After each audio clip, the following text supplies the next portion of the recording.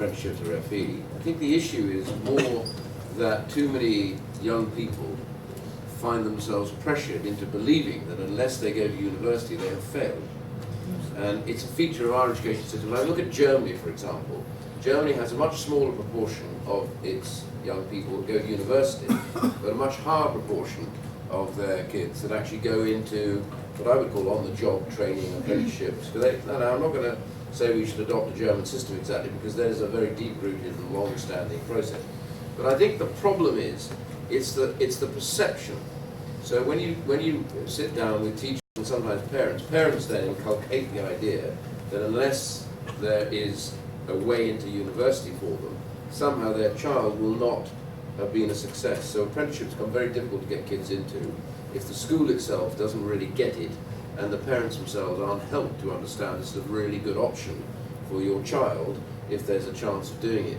So my concern really was always the school system itself in the UK still isn't capable of value judgment. One of the things I tried to offer when I was in, and we did set it up for a while and it worked, which was to get in the DWP they have a group of people who go around looking for jobs. So they'll go into the city or whatever and look at where all the jobs are, then bring those references back and say, right, if there's a new supermarket setting up or whatever, they would then take the job of finding the people for it and getting it in. So they do a lot of finding it. So they're actually quite expert in knowing what the jobs market looks like and therefore what the skills requirements are on those jobs. But one of the things I thought was the group that gets most left behind therefore in school at that point is children of families who haven't been to university, maybe free school meals, etc. So they're sitting there. They've already been written off by about the age of 13, 14, because the teachers quite often find it really difficult to work with them, and they want their kids to achieve all these qualifications and go on to university, because that's exactly what the school has up on its board that says what a great success. We went all and look at the Russell Group University we sent them to when we finally got somebody to Oxford or Cambridge. My point is that what I wanted our lot to do was to go in and talk to the 13 and 14-year-olds and just talk to them about the jobs market in their area. That when they left school, this is the kind of jobs that are available to them.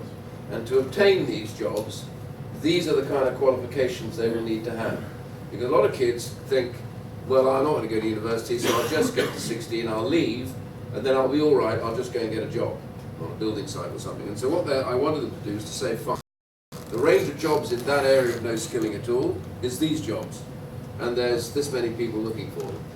Then a little bit up that, you might need some GCSEs, some qualifications. To get these jobs, you need 5 or 6 GCSEs, you need A-levels. In other words, to break it up so the kids themselves early on could understand this. Why was that vital? Because actually I thought that schools and teachers are not set up well to help kids understand the world of work. It's not their game. And then there's had all these people who have been in all these jobs advisors and work coach and careers. They've got careers. Careers rather than jobs advisors, which is another mistake. And my point is that doesn't work either, because they're not there regularly, and somehow many of them often end up being teachers who have moved over into this. I think you need people who are in work. So you want businesses to come into the schools and to tell them about their jobs, the kind of life in their businesses. So we can excite kids early on who might drift out and fall out of the system, that actually there is another way of doing it. And I think therefore we're still too inflexible at that schooling level from about the age of 13 to about the age of 16. Those first years from that, or year and a half, if you can get the child excited and thinking about what they want to do and what's available and therefore why they have to achieve certain things, you're more likely to retain them and get them into the education system and then with the right advice. So the right advice about your future of jobs, seeing businesses, talking to people who work in those jobs, I think is the critical path forward. And that way we might get a more balanced education system.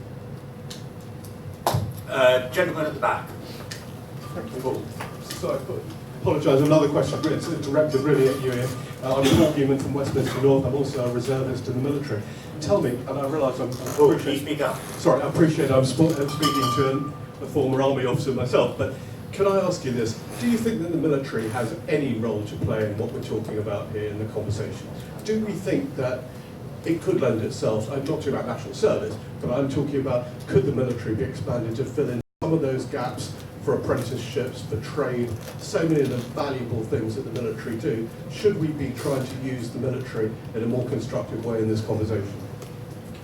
This is aimed at me, so there we go. Okay, well, let me just, two things about the military. The first is that I don't think that we're in the game of national service. First of all, our army and armed forces aren't big enough and they couldn't do it anyway if they tried it. But there are other ways to replicate the concept of this process. So two or three things I think that we need to do. First of all, is it's a brilliant idea for young people to have some experience, if that's available for them. So we're thinking about reservist type roles and stuff like that. When I was at DWP, we allowed them to go off and do their training if they were reservists without losing their benefits at that point, before they would have to turn up to the jobs, and we said you don't have to do that. Second thing is we actually got reservist positions advertised in the job centres. Up until then, everyone had blocked it, and I said, look, it's a great idea. What makes you more employable? If you're getting structured in the military, then you'll be much more employable in a job, you'll be reliable, all the rest of it. Third area very important on this is that I think learning from that process is to find out how you replicate the concept of how you get children, young people, structured in a way that they're thinking about their lives being balanced and structured. So we've been campaigning recently for this thing called youth zones, which are these fantastic youth zones that have already been rolling out in parts of the UK. They are brilliant. They're tailor-made, set up, and in that there's all the sport and everything else, but they also have in their activity of learning about certain types of jobs, work, skilling. They deal with people who've got particular issues and problems, come from very difficult homes. We're able to take them in. Why? Because the kids go in for fun, but they learn a lot as well. They learn teamwork, they learn about other kids, all sorts of cross-section of society. So getting kids across the board in together with people who really know how to structure their lives and help them whilst they're enjoying it is kind of the biggest lesson that you can take from that. There should be one of these in each and every constituency in the land, and more particularly in those difficult areas, the more likely to have the sort of children that you're referring to. I'd have 2 or 3 of these in, and I'm badgering the government to put some more money into this, because this will do more for businesses like Tim's, etc., because it will get structured kids ready in the school to realise what they need to do, to be able to get a job, to be able to get on and get a career. Our problem is we do nothing with these kids at all in that particular group, and they need to have a lot of help and support, but do it because they're having fun and they're thinking about it. And if you visit these centres, the youth centres, they're absolutely brilliant. Do you know that anti-social behaviour falls in these areas by over 60% once they build one of these things, and the academic achievement rises at the same time in the schooling, and the kids are less trouble in schools when these zones are there and they're operating all through the summer. So you can imagine the lesson you'd learn from the structure of national service without actually re-implementing national service. Worth saying, also, there was a big announcement on this today from the Chancellor. There was. There was a big announcement today, still not big enough. The lady in front. Just project, or? I'm afraid you can read it. We've got a microphone coming Don't to need you. to, not all the time. So. Thank you. I'm Andrea from Plymouth, so just down the road from Tim, actually. I can't think of a bigger social disadvantage than not having a family. And our care leavers are a group that I'm very passionate about. They're a group that easily fall repeatedly neat, but clearly not doing enough as local authorities, as communities. What do we need to be doing to support a group of people who've already had a very testing time? We need to do more to support care leavers. What will we be doing? I know lots of people probably have one. Maria, would you like to start your viewpoint on what we can do to support care leavers? Well, you were absolutely right. We were asked by Newcastle local authority to look into the makeup of their NEET population because they wanted to understand how best to help their needs. And we have a report called Needs in Newcastle. And in that research, where we dug into those figures, we found the majority of those needs were care leavers. And that was quite a surprising finding to us and to the local authority in Newcastle. And so the best thing that they could do was to have targeted, intense support for care leavers at that point, which is that transition into adulthood where they're out of the support system, they're fending for themselves and they need that extra bit of support, and it could be anything from kind of coaching to help with concept issues around mindset, independence, right through to help with the skills that they need to access local jobs and so on, and the other support they need around their housing situation. So their needs are very different to the general need population. It's understanding that group and their needs and having the right support targeted at them that will make the biggest difference.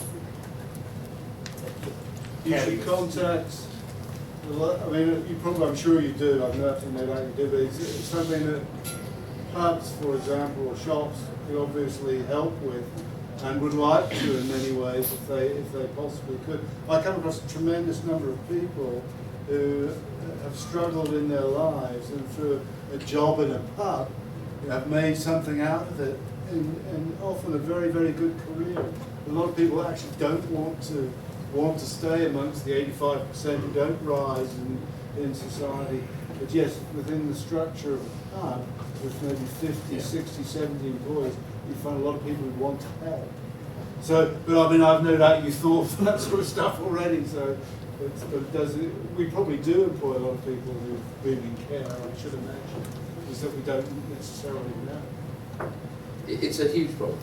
It is a huge problem. The government did do some good things. It made the caregivers be the responsibility for a longer period of time.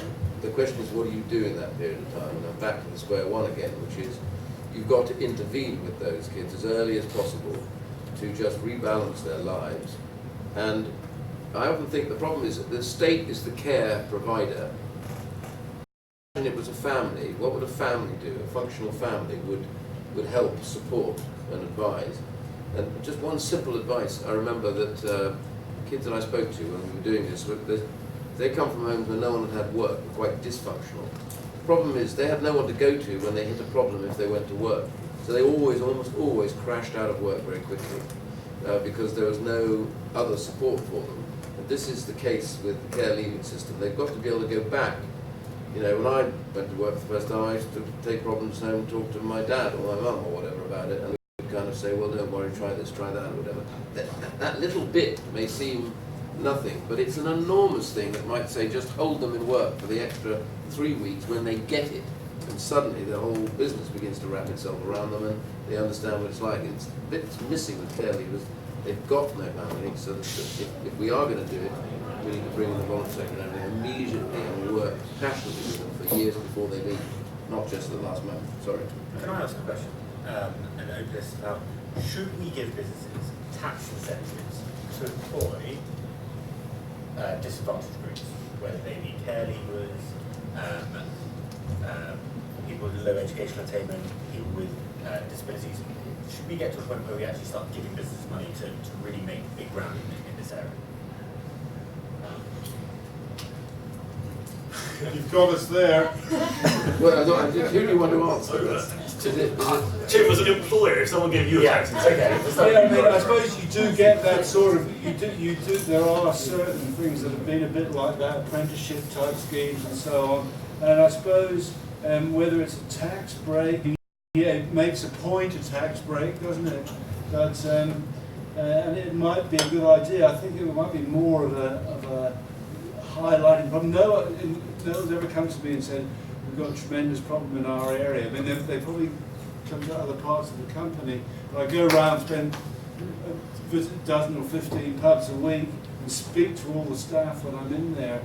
And no one said to me, maybe we should do more for care leavers. We have for the disabled in some pubs in relatively small ways.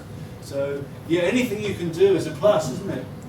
Could I just add, I think one thing I want to be careful about is there's always a silver bullet. So if you give a sort of tax incentive or a tax relief for that, and it's great for a statistic, you've got them a job. But as Ian said and others have said, it's all very well getting them a job, but what happens after that? Do we also then have mentoring and support if they've got an issue? And you know, a tax incentive won't solve that problem. So you've got to do it more holistically, rather than say it's a tax incentive. And we see this in a range of areas. I mean, you know, some of the work I've done with ex-offenders, for example.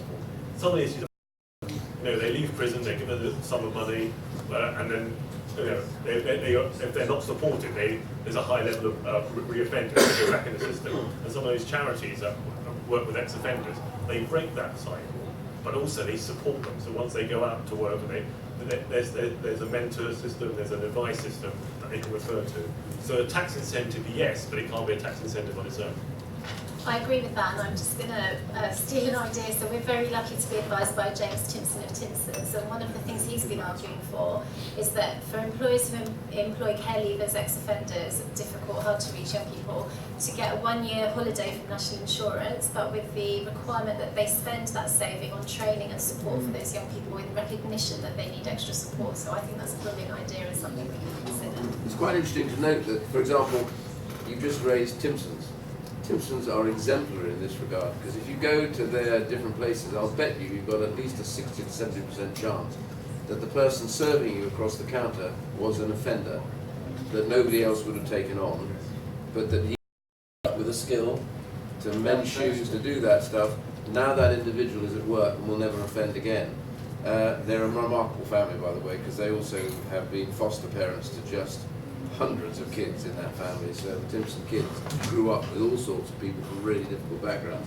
So we can't all be as saintly as the Timpsons, but I have to say they run their business and they ran their private lives exactly in line with their beliefs. And I have to say you've got to take your hat off to that. But the thing that I was discovering from that, when I went into it, is that when we looked at why with disabilities, for example, not enough were employed, we discovered actually it's because everybody assumed it was incredibly difficult to employ somebody with disabilities, really costly, expensive, and they weren't ready, and they thought of all the reasons why not. And then you just simply go up to them and say, you know that somebody with disabilities has a higher level of productivity once you employ them than the non-disabled members of your workforce.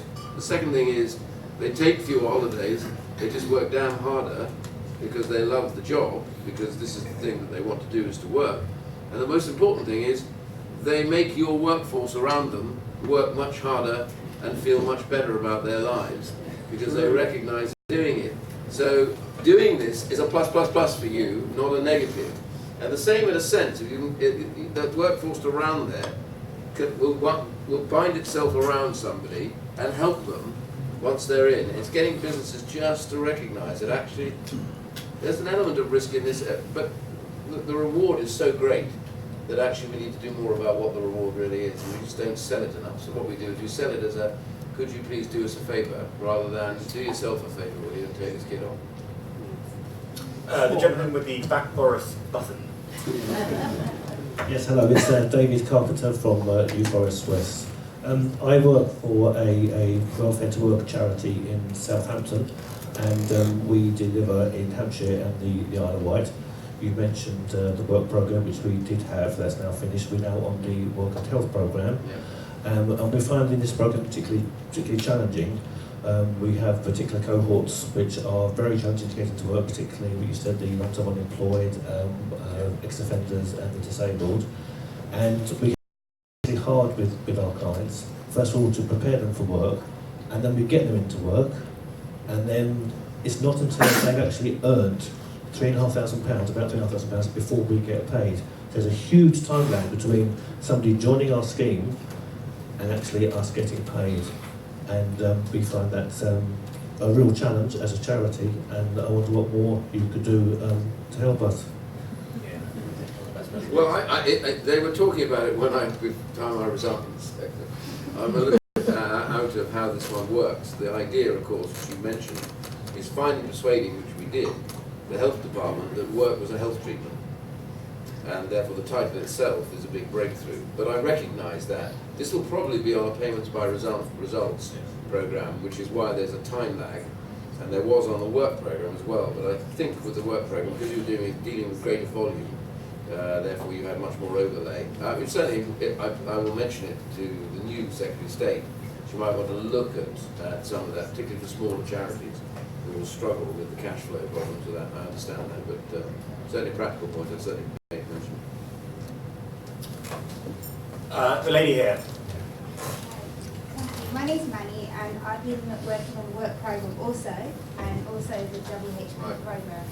And in my experience, I do feel that people with disabilities and those away from the work job market are more likely to have less action to want to go into work. So I feel that the government should help us to sort of campaign campaign towards employers to get them to become more confident, disability confident. And I'll give an example why, because recently I'm working with other social care and IPS model and helping needs and those with physical disabilities get into work. And I've recently just turned, with the help of a large team also, with Adidas, who have their store, opened a flagship store in London, but also have a store next to the Olympic Park, and didn't have anyone with disabilities working for them. And recently we got someone who's deaf, profoundly deaf, to start work. And now they're changing their policies within their own stores to try and have their fire alarms, so they have the flashes and different ways to make it all disability friendly, especially then also allowing visitors to come into London with disabilities to visit their stores. But we have that help from the government. All these figures that we're talking about with the needs and furthest away from the job market will get them into work because they've got the fantastic attitude, full stop. Yeah, I set up the organisation called Disability Confident, the DWP, to just explain to companies they don't actually have to do very much, but the rewards are greater. So I'm, again, slightly out of touch with how they're working now, but the whole plan was, it was available to companies, they could go in, they could say, these are the changes you need to make, this is what you'd have to do, it's not a major deal. Everyone has this idea that someone with a disability, they immediately think they're in a wheelchair. It's funny, you know, you go, oh, we'll have to have ramps and everything else. Well, you do anyway by law, have to have ramps now, but the point is they kind of think, oh, they won't be able to get around this corner. Most people are not in wheelchairs. They have maybe some mental health problems, they may have some other physical ailments.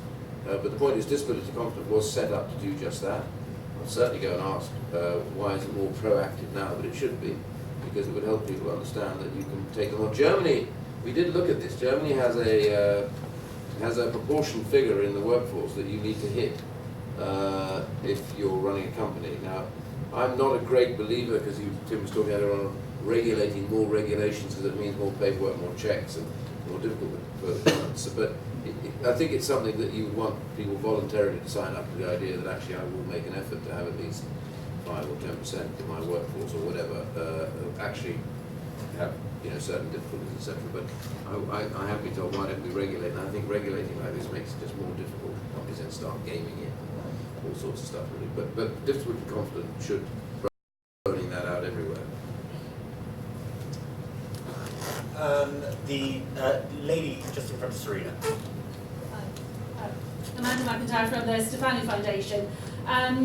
We work with families starting in pregnancy who had parents who had really traumatic childhoods to break the cycle of domestic abuse and give their baby the best start in life. So I was really pleased to see Maria talking about early intervention, including intensive early intervention for the families who need the most help. And there were nods when Maria said it's a no-brainer. So how can we get more commitment and more investment into that kind of early intervention? Should I direct this back to Maria? What can the government do, specifically with cash, to support the early intervention agenda in this country? Blank check. It's not a blank check. It is a smaller number of families that need that support, but we have to recognise that it doesn't come cheap, and that sometimes it is a question of funding an intervention appropriately. And when you're working with a really troubled family with complex multiple needs, and you have to fund a therapeutic response, then that is costly. But what the message that we want to get across is that is a sunk cost in a way. That's a one-off cost that will save you a lot more. It will make up the money many times over, because it will save long-term support that you would need to provide to that family through the benefit system and through the prison estate, through many other ways in which we're picking up those families currently. So the point is, we are spending that money, but we're spending a lot more money than we need to be on institutionalising people, on the health sector, and all the other ways in which those things manifest. And if we need to intervene early and stop this going off track, that's a worthwhile investment to make. So I think it's trying to flip around that narrative and trying to see it more as a saving, not as a cost. Gentleman here. Hi, Charlie from Shore Trust. Probably the driest question of the evening, and one for Ian, and I hope I can add to his list of things to take back to government. The Shared Prosperity Fund, which is replacing European social funding, is a great opportunity to tackle these 1.3 million people who are still unemployed. We're really keen that the fund is focused on people, supporting these people like ex-offenders, disabled people, people potentially further in the labour market. So good to hear your view on that and whether you'd put in a word on that front to government as well. Definitely. I mean, as I say, you catch me because I don't run this anymore and haven't done it for a while. But certainly those sort of programs are the ones that we thought were the best target and the best use of the money, was to target those who have the greatest problems with getting into work, and that would cover those. So yeah, so I'm due to talk to the Secretary at some point, so I will mention it all too. We're going to take probably 2 more questions. The gentleman right at the back, you've had your hand up consistently, and then we'll go to the lady at the front. I'm Christopher Sills from Hackney, and I can talk about 20 or 30 things, but I'll highlight 2 particular problems. One, we've just had a member join who's been very ill and has been discouraged from work by the health service because in case she has a relapse. We came up in 2022 as a council candidate, but part of the problem seems to be that when people have been very ill, and she has been very ill, they're discouraged from work, whereas in fact they can do things, and they should be encouraged to do things because it helps them get better. There's that thing, and the other problem I'm going to highlight is that if people lose their homes for whatever reason, they cannot get a job because they have no fixed abode. Somehow we have got to get them so that they can get a job, which of course then they can solve their housing problem. So I think there's those 2 particular issues I'd like to draw your attention to. The housing market. So, how important is the housing market for the labour market? I mean, I think it is very important, but actually there are also charities that are working with people who have lost their home, and for a whole variety of things, homeless people, right from helping them get prepared for job interviews, for training interviews, to giving them the right clothes for the interview, right through to actually providing them with an address, a contact address, for if you've lost your home, you can still get a job. But actually, these charities are trying to tackle that problem. And of course, it'd be ideal if they didn't lose their home. So there is a way of them helping them. Can I just go back to your first issue about the lady who's seriously ill? I think I think it's too general an issue for us to answer here. I think it's very much an individual case, individual by individual. There might be very good reasons, we wouldn't know why she advised not to work. There might be other times where someone who has been deemed to be seriously ill actually going back to work for their own mental well-being and mental health is actually a good idea for going back. So I think it really is a sort of more holistic approach to look at, rather than us saying they should be allowed to go back to work if they want to go back to work. So what's your position on the gig economy and gig employment? Well, where did that come from? No, I'm very happy to answer it. I'm very happy to answer it. I mean, I think it's. I think one of the wonderful things when you speak to a number of people in the gig economy, you get a variety of answers. But lots of people do like the flexibility, and particularly when they are able to choose their hours and their times. The problem is when they are restricted, and when they feel that they can do a certain number of hours, or that they are told which hours to do rather than have a choice. And also when they are restricted from working for other employers, and that they can't choose their own employer. I mean, even sometimes, for example, like one example was Uber. I spoke to a number of drivers, and a lot of them said, I like flexibility. Others say to me, actually, I wouldn't mind the benefits of working. So I said, well, why don't you go work for a minicab company? Oh no, well, I prefer Uber because I can choose my hours.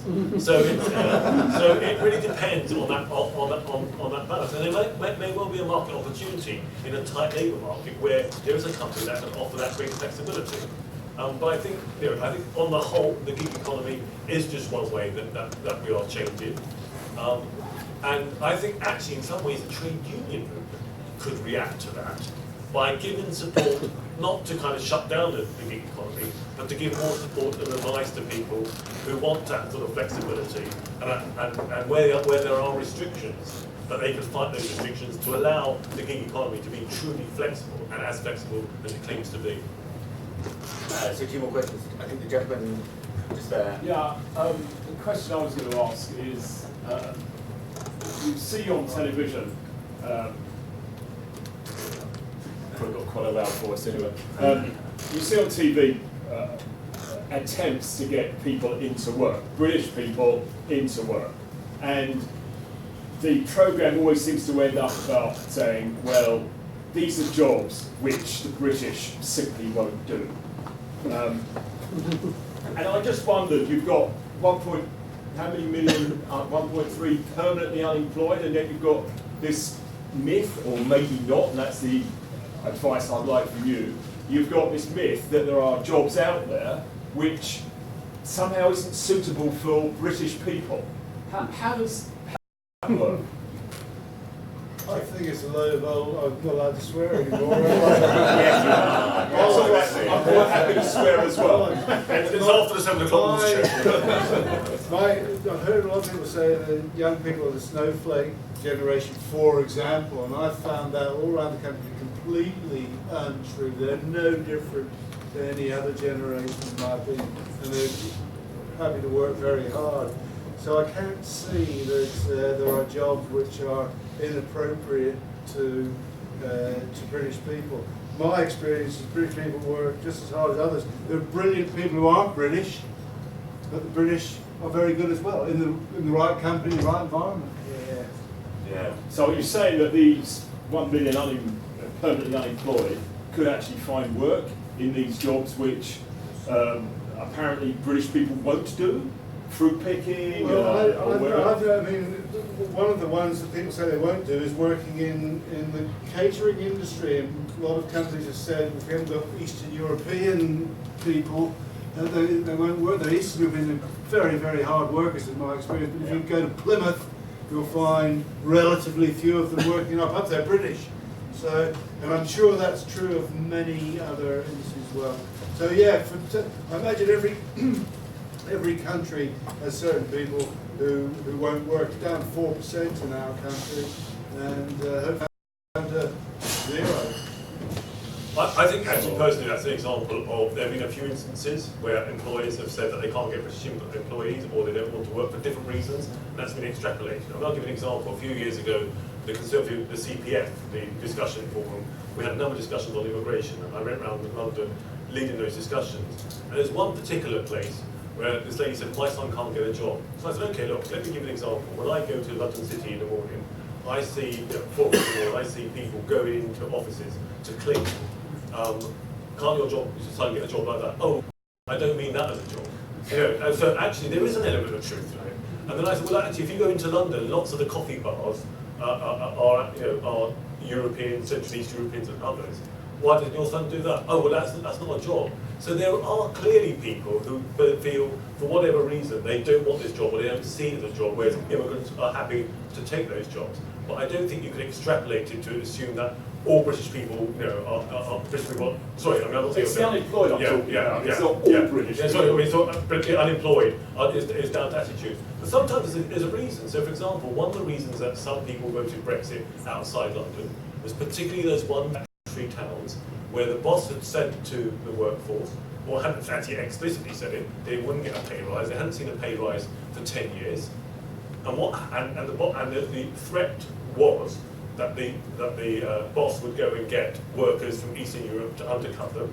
And on top of that, some employers were actually organising their housing, so they had far less housing costs. And so there's no way that those British workers could compete with that in many ways.